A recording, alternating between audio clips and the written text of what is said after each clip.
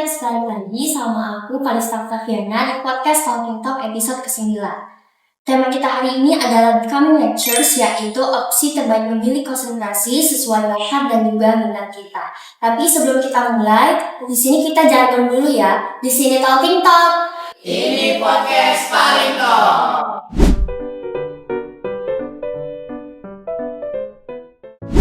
Jadi hari ini kita kedatangan dosen-dosen hebat dari manajemen FE Unsri. Jadi di sebelah saya sudah ada Pak Agung Putra Denyo. Halo. Dan di sebelah saya juga sudah ada Ibu Noviawati. Assalamualaikum. Dan yang terakhir ada Ibu Wita Farah. Jadi mereka ini merupakan dosen-dosen dari manajemen FE Unsri. Pasti kita semua udah kenal dan pasti udah tahu kan. Tapi nggak apa-apa kali ya, untuk Bapak dan Ibu boleh untuk kenalan dulu dan say hi kepada teman-teman yang lagi nonton. Mungkin boleh dari Pak Agung. Ya, halo. Apa manggilnya? Majors. Halo Majors. Halo. Ya, saya Agung Putra Raneo SMSI dari jurusan Manajemen Konsentrasi Manajemen Keuangan. Mungkin sudah pernah saya ajar ya. Oke. Selamat menikmati podcastnya.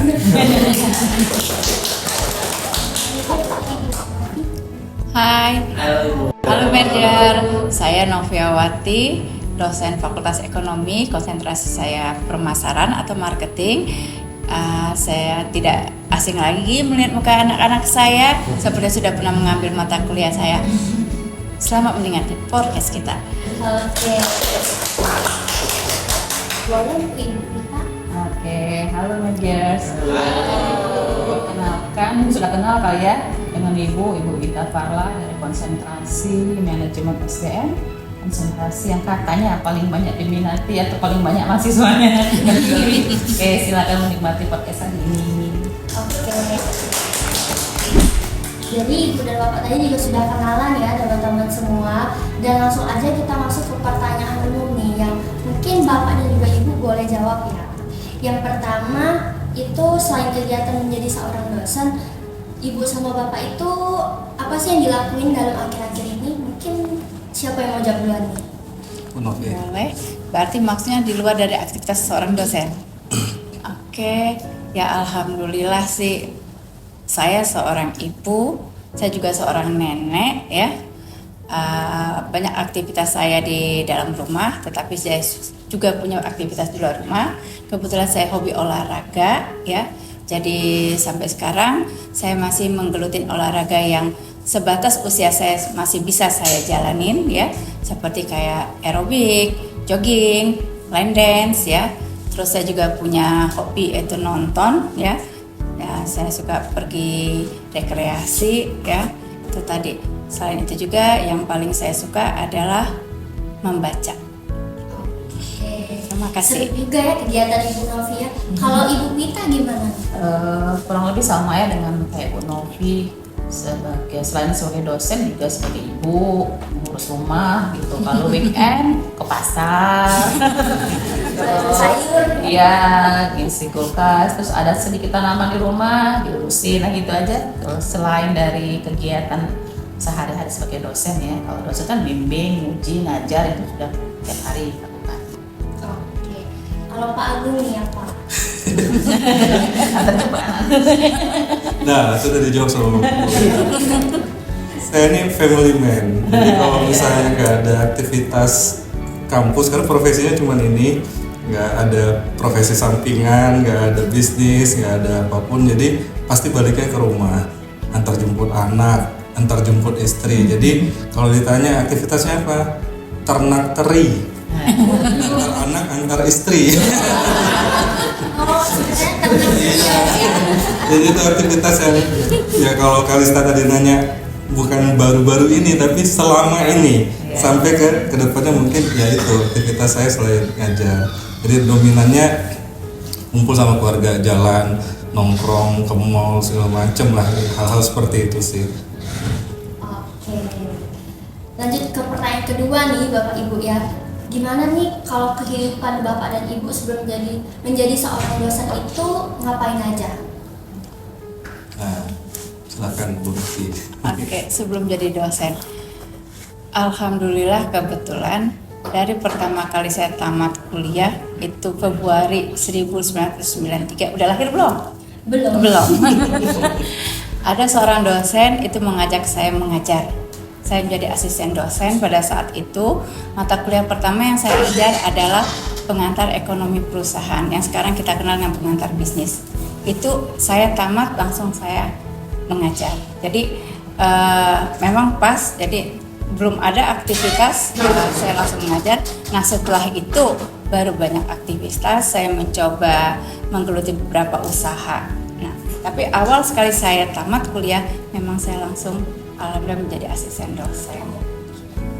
Jadi asisten dosen ya. Kalau Pak Agung gimana? Nah, saya ini sebenarnya jadi dosen ini bukan Pilihan. tujuan, ya bukan pilihan, bukan keinginan. Jadi saya tamat kuliah itu sama seperti nanti mungkin teman-teman sekalian cari kerja ya. Cuman saya lahir dari keluarga yang backgroundnya usaha. Jadi orang tua saya itu dari keluarga besar juga usaha. Nah sehingga pada saat saya coba kerja dan kerjaan impian saya nggak dapat juga, itu saya bisnis. Jadi sampai saya masuk dosen, pokoknya sampai saya sebelum PNS itu saya masih mendalami sektor usaha ya. Jadi konstruksi, bangun jembatan, bangun gedung segala macam. Sampai saya juga pernah usaha awal yang saya rintis sendiri itu ngumpulin barang bekas. Nah itu saya lumayan agak lama pada saat itu. Targetnya dulu supaya bisa supply besi ke Krakatau Steel. Dulu targetnya gitu. Cuman ya seiring berjalannya waktu itu nggak tercapai. Nah sampai akhirnya ikut bangun usaha keluarga itu ya sampai 2000.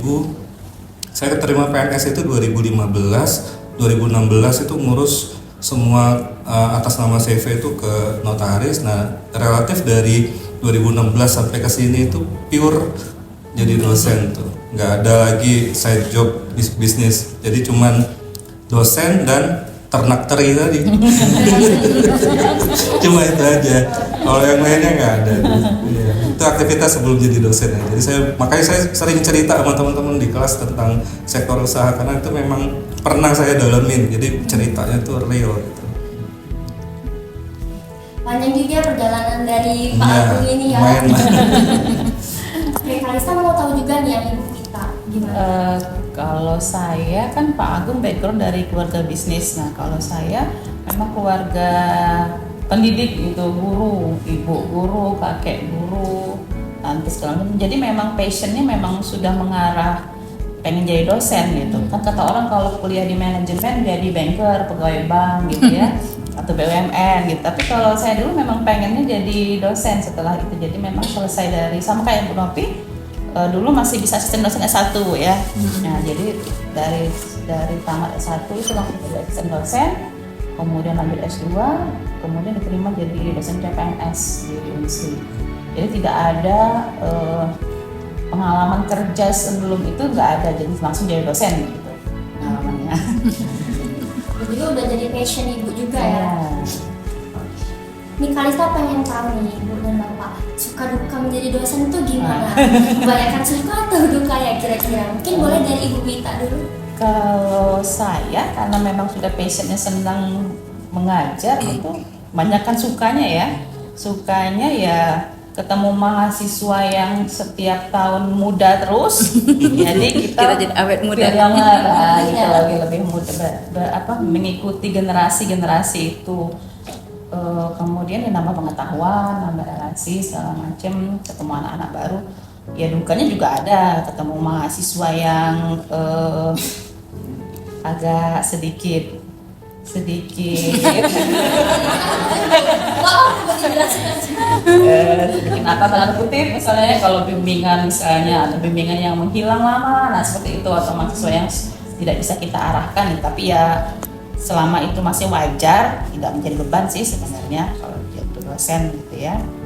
Kemudian kegiatan apa ya? Kalau dosen kan nggak cuma ngajar ya, ada kegiatan lain, penelitian, pengabdian, itu yang juga menambah pengalaman sih. Jadi kalau dibilang banyak suka dukanya, banyak enaknya sebenarnya karena memang memilih dari itu kan. Dukanya paling kalau ketemu mahasiswa yang tanda kutip. Iya, enggak semua, sedikit kok. Tapi ada. Tapi ada beberapa ya. Kalau dari Bu Novi gimana? Kalau saya akan memberi jawaban yang mungkin dari pandangan yang berbeda dengan Bu Lita ya. Kalau suka duka yang saya rasain, saya cerita dengan suka dulu ya. Kalau bagi kami sebagai dosen itu ada rasa kebahagiaan, ada rasa senang, ada termasuk rasa kebanggaan. Kalau kami melihat mahasiswa kami bisa lulus dengan nilai yang terbaik, terus setelah lulus dia akan mendapat pekerjaan yang baik, mempunyai karir yang baik dan sukses. Itu merupakan sesuatu yang kebanggaan yang kami rasakan. Kami berhasil mendidik seseorang. Tapi kalau seandainya duka, apa yang kami rasakan pada saat misalnya anak didik kami itu agak sedikit tersendat dalam menyelesaikan studinya, ya bisa jadi karena masalah ekonomi atau masalah problema rumah tangga atau problema dengan pribadi dia sendiri. Nah, itu yang membuat kami kadang sedikit merasa sedih ya, apalagi itu sangat mempengaruhi motivasi seorang mahasiswa tersebut untuk menyelesaikan studinya. Itu merupakan sesuatu yang amat sangat yang saya rasakan yang bagaimana ya, waduh ini anak kenapa nggak bisa ya seperti teman-temannya. Nah itu benar-benar rasanya sesuatu yang tidak enak bagi saya.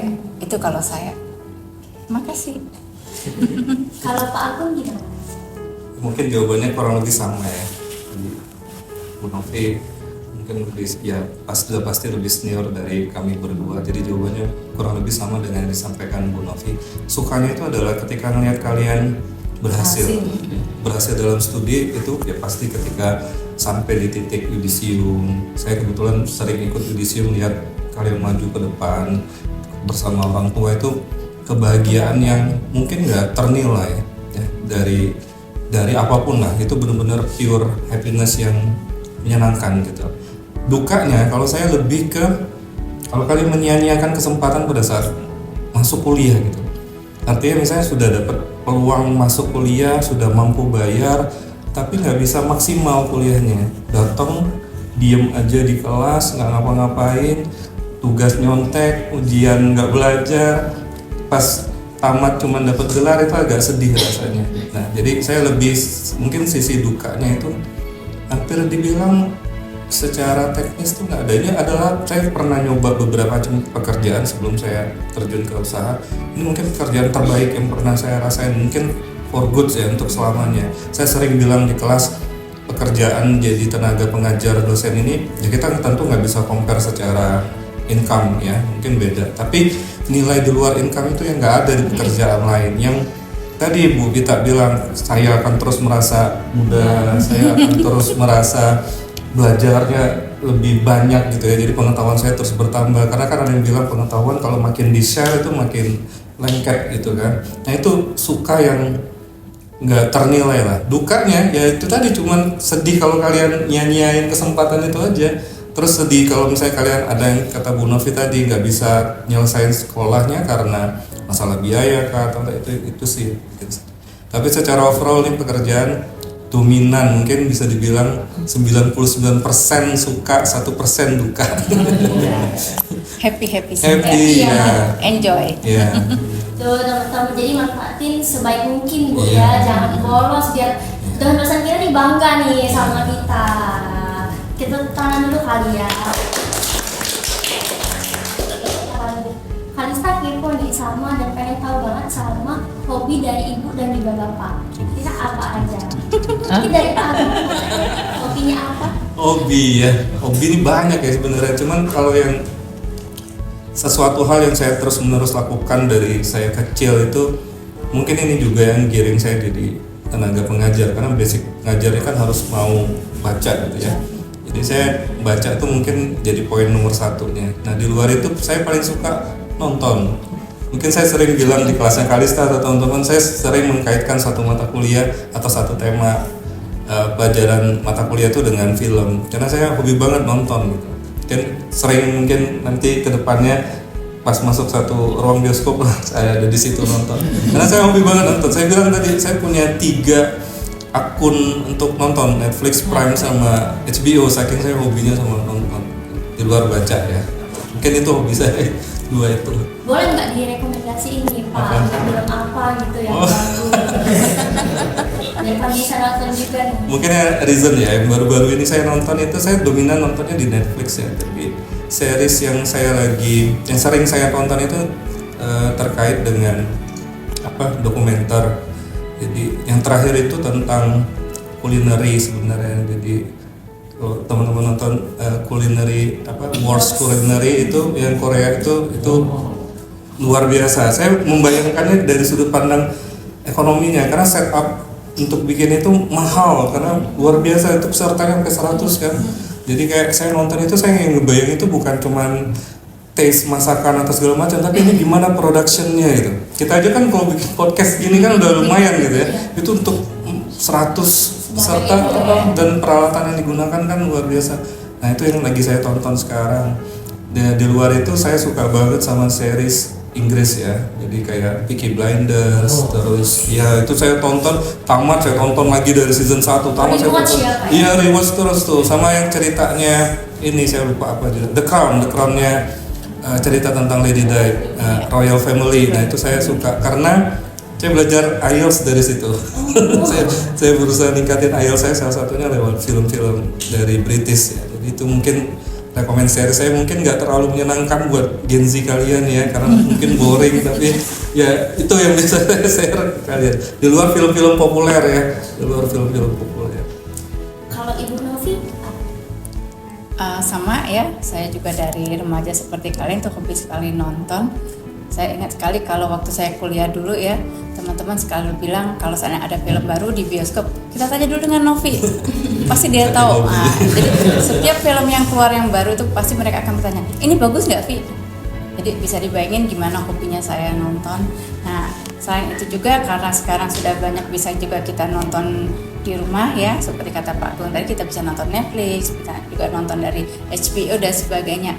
Dan saya juga senang nonton film seri, tapi beda dengan Pak Agung. Saya suka nonton film adventure, film kungfu, silat, horor. Saya ada lihat waktu itu jalan sama Bu Novi lagi nonton Kolosal. Saya suka ya, karena di sana ada filosofi. Kalau dalam film silat itu saya mengambil filosofinya, ya itu bagus, hebat sekali filosofi yang dari film-film silat China itu. Nah, selain itu juga saya hobi olahraga ya. Dari kecil memang saya suka olahraga. Saya waktu kecil main sepatu roda. Dari kecil saya pintar. Bukan pintar ya, saya bisa basket ya. Saya ikut tim basket SMA, ikut tim basket ekonomi, bertanding kemana-mana dari tim basket ekonomi. Tapi karena usia sekarang, saya ya olahraga sesuai dengan usia ya. Ya aerobik, ya jogging. Karena semakin usia lagi saya, akhirnya saya tinggal line dance sekarang ya. Itu membuat saya itu refreshing yang paling enak bagi saya, olahraga. Cobalah kalian olahraga ya, karena kita ketemu dengan teman, kita nge-refresh ya, rasanya enak banget yang namanya olahraga. Selain nonton, selain itu juga saya paling senang yang namanya berpetualang ke alam. Sehingga waktu di pertengahan saya jadi dosen, saya kerja di 2 konsultan ya, jadi tim ahli. Saya tuh paling senang pergi ke pedesaan, berkumpul dengan masyarakat, membaur, kita tahu bagaimana kehidupan di desa. Itu rasanya menyentuh sekali. Dan tidak ada bandingannya. Kita berkomunikasi dengan alam, berkomunikasi dengan masyarakat, benar-benar nyaman. Cobalah Anda mendaki gunung, melihat pemandangan dari puncak, terus melihat kita di tengah-tengah laut yang begitu kecilnya di mata Allah ya. Di sana rasanya seperti apa kita begitu kecilnya kita kalau kita sudah berada di tengah-tengah laut. Kecil sekali kita. Nah, saya suka itu istilahnya. Makasih. Banyak kayak hobi Bu Novi juga ya. Jadi kan Pak Agung tadi hobi nonton, Bu Novi juga olahraga dan juga adventure. Kalau Ibu Wita apa? Kalau saya senang jalan, menghabiskan waktu sama keluarga. Jalan ini nggak mesti harus mahal ya, mesti harus ke luar negeri, keluar kota, tapi ngajak anak jalan cuman sekedar ke mall saja itu sudah menyenangkan bagi saya gitu loh. Jadi kadang-kadang jalan itu kan kita juga memberikan sisi-sisi edukasinya untuk anak, bisa ngeliat ini, ngeliat itu, nah seperti itu. Jadi Kalau nonton kayaknya nggak terlalu ikut-ikutan aja. Tapi kalau ditanya genre film apa, saya nggak film yang berat-berat. Ibu senang film yang kayak komedi romantis, nah kayak gitu yang berat-berat. Jadi film-film Korea gitu. Jadi kalau film yang berat kayak punya Pak Agung Novi nggak terlalu suka. Oke. Terus Kalista ngomongin soal goals nih Bapak dan Ibu ya. Kira-kira kalau Ibu sama Bapak ada nggak goals yang pengen dicapai di akhir-akhir? Mungkin siapa yang dijawab duluan? Pak Agung ada goals. Saya ya. Goals terdekat. Goals ya, karena dosen ini kan harus belajar terus ya. Jadi ada satu tahap yang saya belum penuhi, yaitu sekolah doktoral. Nah mungkin itu yang jadi goal paling dekat yang saya persu sekarang gitu ya. Jadi kalau ditanya ya goal paling dekat saya itu, saya mau berusaha, mungkin ini tahun penentuan lah. Saya November ini 40, jadi udah sangat telat untuk sekolah S3. Jadi mestinya nggak ada umur 41, pas mestinya di 40 ini saya udah masuk di ruang kelas. Jadi itu goal yang saya mau capai sih. Semoga cepat tercapai ya. Amin. Kalau Ibu Novi apa?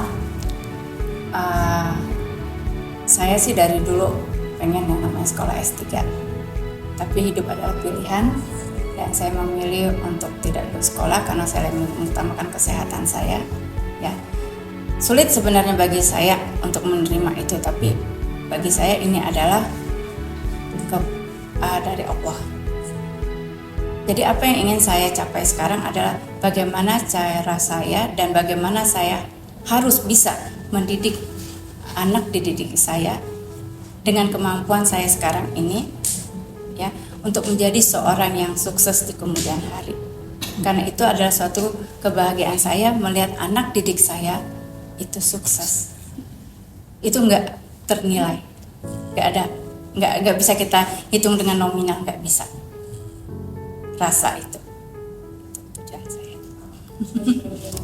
Kalau Ibu Wita gimana? Kalau saya, kalau dokternya alhamdulillah sudah selesai, sudah.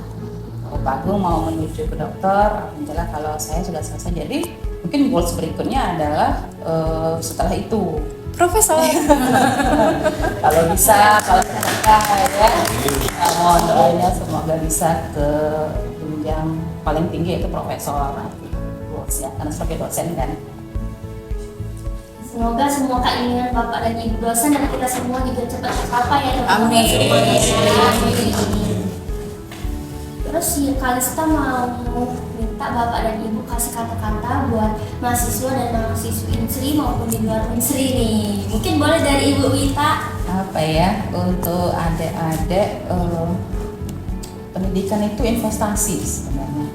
Jadi kalau namanya investasi berarti akan ada return di kemudian hari untuk kita. Kalau sekarang kita capek dulu gitu ya, capek belajar gitu, berapa tahun kuliah di Unsri nanti, tapi belajar ini memang belajar gitu, memang kita menimba ilmu gitu, mengumpulkan dulu, nanti suatu saat nanti ilmu itu akan dipakai dan pasti terpakai ilmu itu. Jadi memang pendidikan itu investasi. Senang adik-adiknya. Jadi memang kuliah ya bukan kuliah, bukan cuma hanya ingin mendapatkan gelar. Seperti kata Pak Guru tadi kan, saya kalau datang ke kampus hanya untuk duduk, mengisi absen, mencatat, selesai. Nah seharusnya digunakan semaksimal mungkin kesempatan itu. Gak apa-apa ya capek-capek dulu. Iya, Kita capek-capek hasil lebih dulu. baik, teman-teman. Kalau Ibu Novi apa kata buat teman-teman? Pesan saya ya untuk anak-anak saya, jangan takut gagal. Karena kegagalan itu bisa membuat kita menjadi lebih baik dan lebih kuat untuk menuju ke suatu kesuksesan. Jadi jangan takut gagal. Coba dan ingat, benar kata Bu Wita tadi, belajar. Belajar itu bukan hanya demi nilai, tapi demi apa? Demi ilmu dan pengetahuan untuk menjadi Anda menjadi lebih baik menuju suatu kesuksesan. Itu pesan saya. Yang harus saya lakukan pokoknya jangan takut untuk mencoba ya. Iya. Harus banyak coba-coba hal baru dan jangan takut gagal dulu. Kalau Pak Agung bagus-bagus ya. Sama kita, saya bingung apa kata-kata apa. Cuman mungkin yang bisa saya sampaikan ke teman-teman semua ya.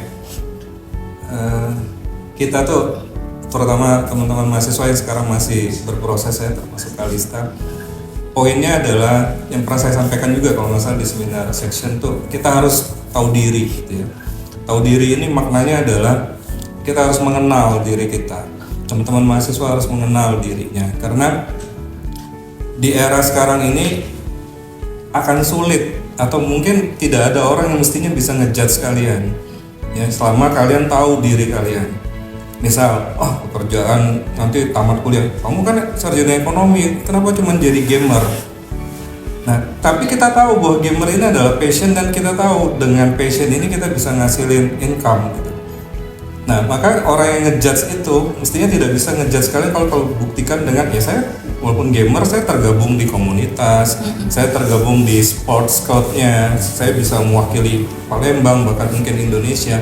Nah itu, jadi kenali diri kalian, tahu diri yang saya maksud itu. Nah proses itu terjadi di salah satunya adalah fase kuliah ini. Bermainlah sebanyak mungkin, ya. Saya pernah bercanda di kelasnya Kalista dan teman-teman, kalau bisa cari pacar di seluruh fakultas biar jaringannya luas. Ya konteksnya mungkin bercanda ya, tapi poinnya adalah relasi itu matter ke depannya. Nah, dan itu juga bisa menjadi tolak ukur kita nih berada di level mana saat ini. Nanti setelah tamat saya akan ada di level mana, apa yang saya bisa pakai untuk saya bersaing dengan yang lain.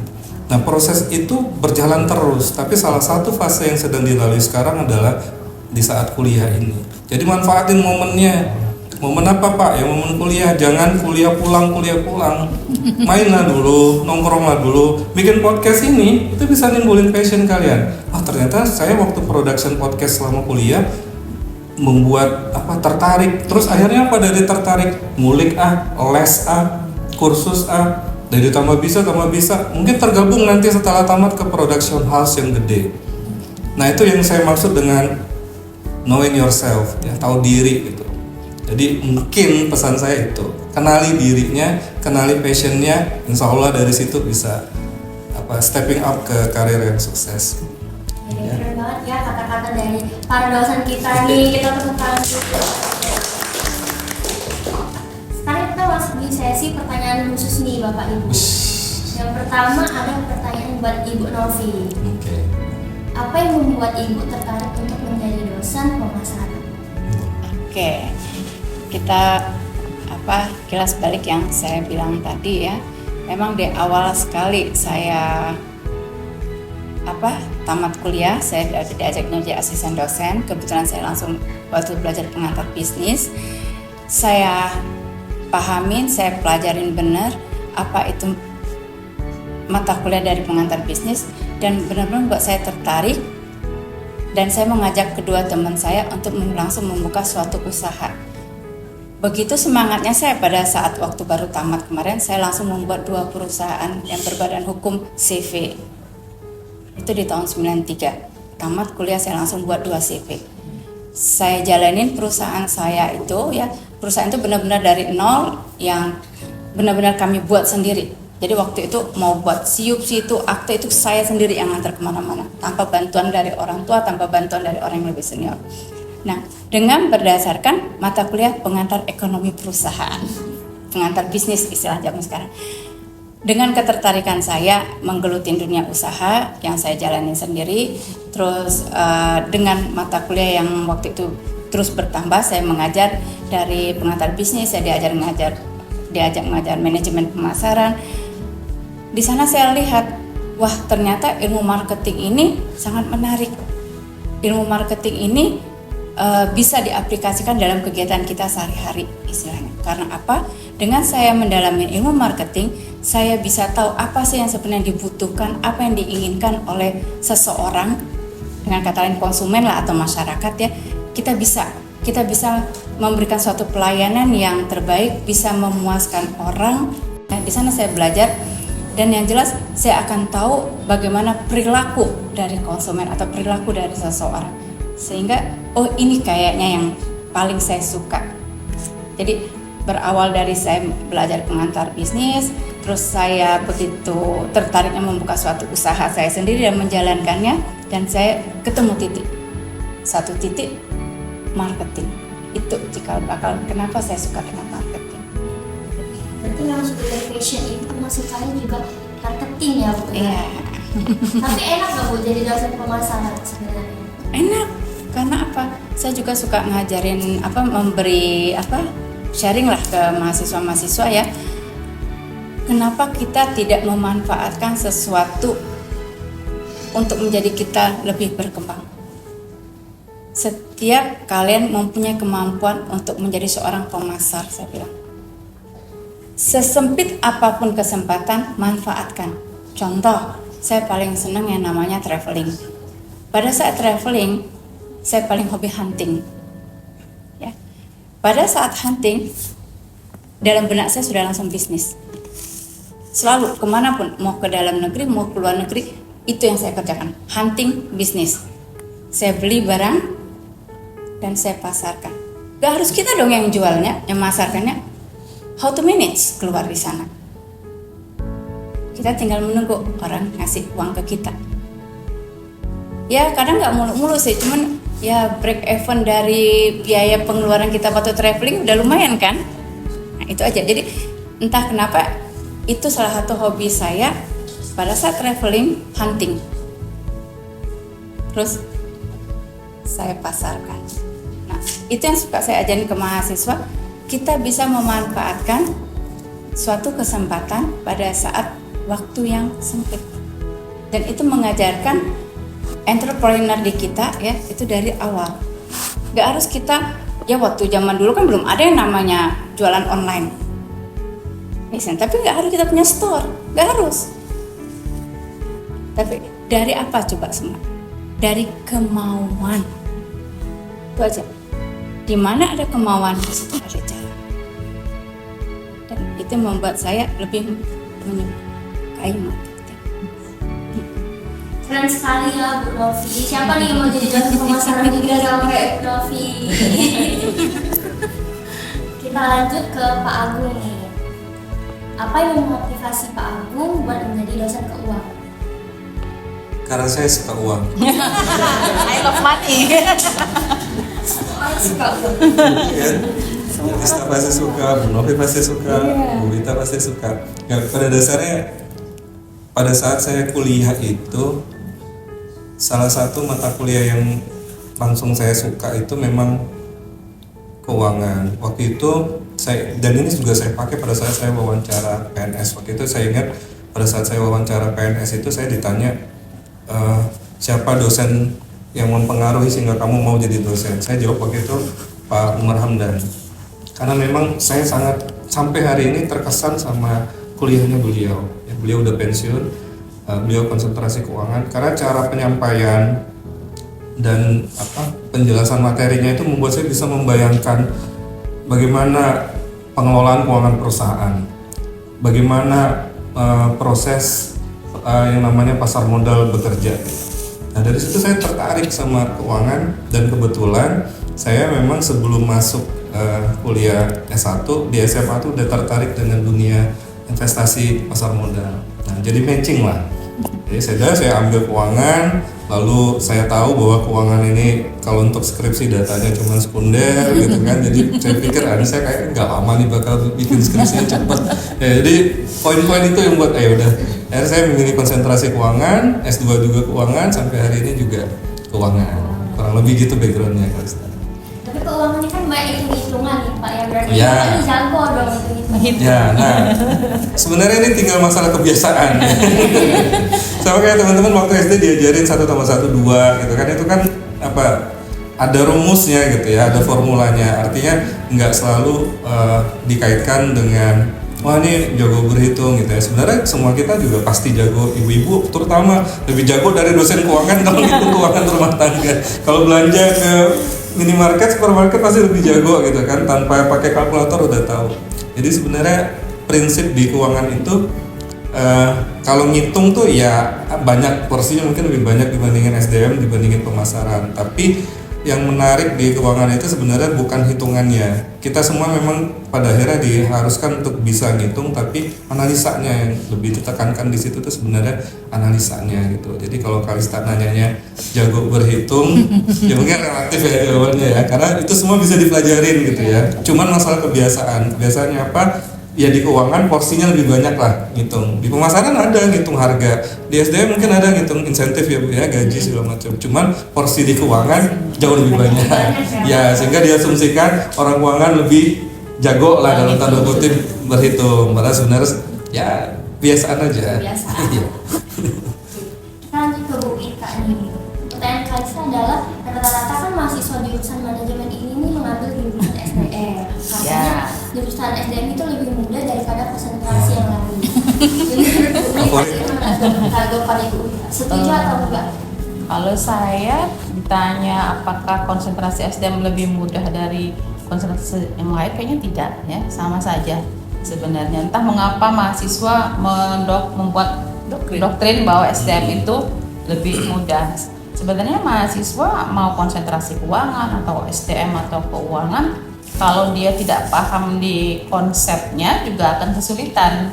Jadi kalau SDM dibilang teori banget, ada juga hitungannya kata Pak Guk tadi, di kompensasi itu ada hitung-hitungannya, di marketing juga ada Bu ya. Nah, kayak itu jadi bukan misalnya kalau keuangan itu kayak momok ngitung-ngitung SDM pemasaran lebih mudah tuh enggak gitu. Jadi nggak setuju deh kalau dibilang konsentrasi yang lebih gampang kayaknya kan. Ya teman-teman, jadi tinggal pilih nih mau pemasaran, keuangan, atau SDM. Sesuaikan dengan passionnya. Jangan ikut-ikutan Jangan teman ikutan yang teman, lain. itu tips poin, jangan ikutan teman. Nanti ikut-ikutan teman nggak tanya yang teman susah Nah. banget dalam passion kita. Kita lanjut ya buat Bu Novi nih. Saran apa aja yang perlu disiapin dari Ibu buat mahasiswa yang ingin memilih konsentrasi pemasaran? Ada saran nggak? Sebenarnya dibilang syarat sih enggak ya, tapi paling tidak kalau seandainya ingin masuk konsentrasi pemasaran ya perbanyaklah pengetahuan kalian, gali pengetahuan kalian mengenai yang sekarang lagi tren ya, apalagi sekarang kita masuk dalam industri 5.0 ya. Jadi perbanyaklah mengenai digital marketing ya. Terus kita juga dari digital marketing Anda bisa salah satu kayak podcast kayak gini ya.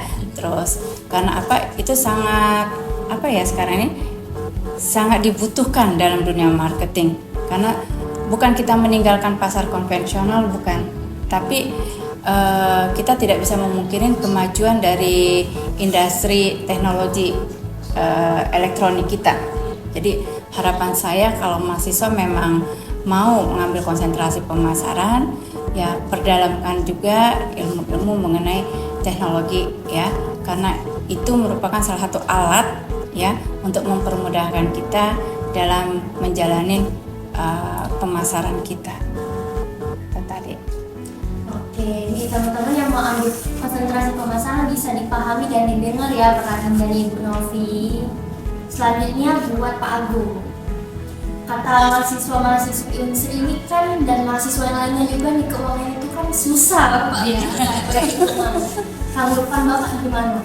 Benar nggak sih susah? Ya itu tadi ya, mungkin yang ngomong susah karena dia nggak passion ke situ, ya kan. Jadi kita mengkategorikan suatu hal itu sulit atau susah karena memang kita nggak into ke situ. Itu sama sebenarnya kalau ditanyanya ke saya yang suka dengan keuangan, tentu jawabannya tidak susah. Tapi kalau mungkin ditanya ke mahasiswa yang memang dia dari SD dia nggak suka matematika, ya kan, semua hitungan dia nggak suka, pasti jawabannya susah. Ya, cuman pada dasarnya semua ilmu itu bisa dipelajari, itu yang paling penting ya. Jadi kalau terkait dengan susah atau tidaknya itu ya banyak sih yang subjek yang lebih ribet ngitungnya dibandingin keuangan ya. Kalau ditanya pribadi ke saya ya pasti saya jawab tidak karena saya suka. Nah tinggal teman-teman, kalau teman-teman nggak suka dengan keuangan, dengan akuntansi, dengan saham dan segala macam, pasti jawabannya sulit itu, bahwa keuangan itu pasti akan sulit. Nah sebenarnya ya tinggal kembali itu tadi seperti yang saya sampaikan, tahu dirinya, kenali dirinya, passionnya kemana. Bisa dipelajari kok semuanya. Rumusnya kan gitu-gitu aja. Nggak berubah. Nah berarti kan kita tuh harus pahami passion dari kita juga ya. Jangan ikut-ikutan teman dan jangan kayak nggak bisa keuangan tapi ambil keuangan. Nah itu sulit jadinya. Sulit. Itu baru keuangan sulit. Keuangan sulit. Keuangan dipaksakan. Oke, kita lanjut lagi ke Bu Wita. Kata orang-orang konsentrasi SDM itu pada saat skripsinya itu sulit. Apakah itu tuh benar atau hoax saja? Sulit ini kan banyak faktor ya, apakah dari sisi mahasiswanya atau dari sisi dosennya, itu perlu ada spesifikasi lagi. Tapi sebenarnya kalau skripsi itu kan adalah sudah di ujung, dia menggabungkan beberapa proses perkuliahan sebelumnya. Jadi konsep, kalau konsep SDM berarti konsep SDM-nya harus bagus dulu, kemudian metodologi penelitiannya harus oke, statistiknya harus bagus. Nah, jadi kalau dibilang sulit, sama kata Pak Agung tadi, kalau kita itu menganggap itu sulit dari awal, tidak mau belajar, pasti jadi sulit gitu. Tapi kalau memang kita mau belajar gitu ya, mau bertanya dengan teman, nah ini penting dengan teman gitu, bertanya. Kadang-kadang ada mahasiswa yang dia buat semau dia aja tanpa dia tanya-tanya dengan teman-temannya, itu yang membuat dia sulit sebenarnya. Ya, jadi kalau kita berteman, bertanya, banyak bertanya dengan orang, saya rasa tidak sulit ya. Tergantung dari, kembali lagi tergantung dari passion kita dan mau tidak kita belajar. Nah, itu intinya di situ gitu. Kalau mau belajar pasti gampang semuanya. Gitu. Jadi yang tanggapannya tadi itu salah Bu ya. Iya, Susah kok situ. Asal kita memilih sesuai passion kita dan jangan ikut-ikutan teman. Sekarang buat Bu Novi lagi nih. Menurut Ibu sebagai dosen pemasaran, bagaimana pandangan Ibu terhadap prospek pekerjaan yang bisa diambil oleh mahasiswa lulusan manajemen, dan pemasaran itu tuh sebenarnya tuh seperti apa? Oke, kalau lihat dari prospek lapangan pekerjaan amat sangat luas, ya.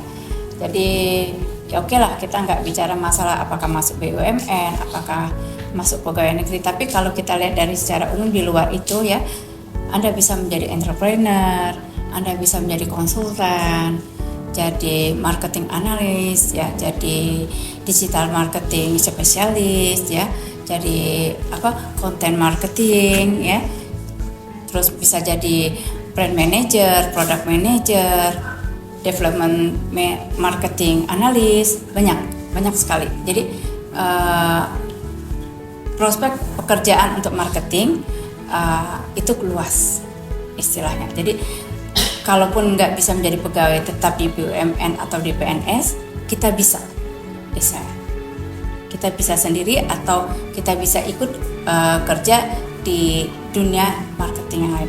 Nggak usah takut. Siapa bilang kalau kita belajar marketing ujungnya jadi sales? No, itu pemikiran sempit. Iya. Itu tadi. Jadi kerja dari pemasaran ini juga banyak Bu ya. Iya. Nggak perlu jadi sales. Enggak. Itu hoax Itu hoax itu. Ya. Kita lanjut lagi ke Ibu Wita. Mengapa Ibu Wita memilih menjadi dosen SDM? Terus yang memotivasi Ibu untuk menjadi pengajar di konsentrasi SDM itu kenapa? Kenapa ya? Kan SDM sumber daya manusia. Manusia itu unik gitu. Setiap kita punya sidik jari yang berbeda, setiap kita punya karakteristik yang berbeda. Bahkan dua orang yang kembar sekalipun dia punya karakteristik yang berbeda. Nah, itu yang tantangannya bagi pihak perusahaan atau institusi untuk mengelola orang-orang yang berbeda ini sehingga fokus pada satu tujuan yang sama. Nah, di situ uniknya manajemen SDM itu. Maka ada leadership di situ, komunikasi di situ gitu ya. Fungsi pengawasannya di situ. Jadi menurut saya, karena saya konsentrasi SDM, menurut saya uniknya di situ untuk SDM. Karena setiap orang itu punya karakteristik yang berbeda-beda, dan manajer, nah calon manajer nih harus bisa menggiring mereka yang berbeda-beda itu untuk mencapai satu tujuan yang sama. Itu SDM. Jadi calon manajer bisa didengar tadi kata-kata dari Ibu Wita ya. Dan sebelum kita masuk ke sesi terakhir atau sesi penutupan, ada pertanyaan terakhir buat Pak Agung. Jadi kan Pak Agung ini memiliki konsentrasi keuangan Pak ya tadi. Nah, konsentrasi keuangan itu tuh harus pintar berhitung kah atau harus punya kalkulator yang canggih? Kira-kira gimana tanggapan Bapak? Ya kalau masuk konsentrasi keuangan, teman-teman secara dasarnya itu paham dasar-dasar akuntansi ya. Jadi kalau secara teknisnya ya, artinya secara keilmuannya itu paham dasar-dasar akuntansi. Kalau masalah toolsnya ya sekarang saya pikir udah jarang ya pakai kalkulator khusus keuangan karena kita udah dimodali dengan gadget atau smartphone yang canggih-canggih gitu ya. Jadi cukup pakai itu. Nah, salah satunya lagi tuh Excel yang bisa dipakai ya, Microsoft Excel. Jadi kalau ditanya, kalau teman-teman nih, saya udah punya passionnya Pak, saya mau masuk konsentrasi keuangan, gimana caranya? Ya udah masuk aja belajar. Karena cuman itu modalnya, karena suka dan tahu, setidaknya tahu dulu dah dasar-dasar berhitung itu seperti apa terkait dengan akuntansi perusahaan. Nah, cuman itu sih, nggak ribet-ribet lah. Kalau alat, saya harus beli kalkulator canggih Pak, nggak usah, pakai HP-nya aja cukup. Ya cukup Iya, ya. pakai HP-nya aja cukup. Yang penting kitanya juga suka dan minat. Suka, iya. Kalau udah suka, segala cara bisa gampang lah dilalui gitu. Oke. Jadi karena kita sudah durasi dan sudah di penghujung podcast, dan aku ucapin terima kasih banyak buat Bapak dan Ibu yang udah mau datang dan udah mau sharing pengalaman dan udah banyak kasih saran-saran buat mahasiswa Unsri maupun di luar Unsri. Dan semoga Bapak dan Ibu nggak kapok ya datang lagi podcast lagi, nanti kita syuting lagi. Siap. Dan terima kasih banyak buat Majors yang udah nonton dari bulan Maret sampai bulan sekarang. Sayang banget hari ini adalah episode terakhir Oh, iya. di Talking Talk. Dan terima kasih banyak buat teman-teman dari kru podcast yang udah bantu terlaksana dari podcast ini sendiri.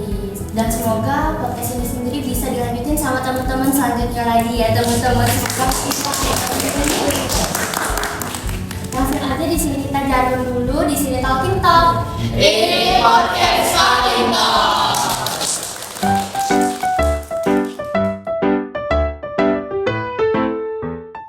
To keep me from the dark, I'm looking for a fire start tonight to light me up all around. 'Cause you're the only one I'm thinking of. Don't let me burn to the ground.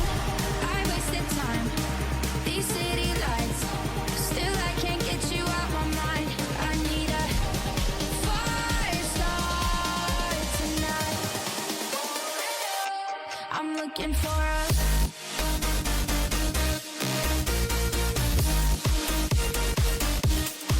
I need a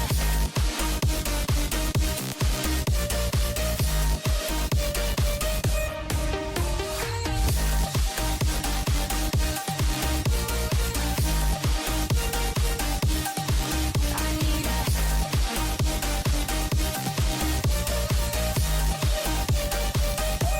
I'm looking for a I'm done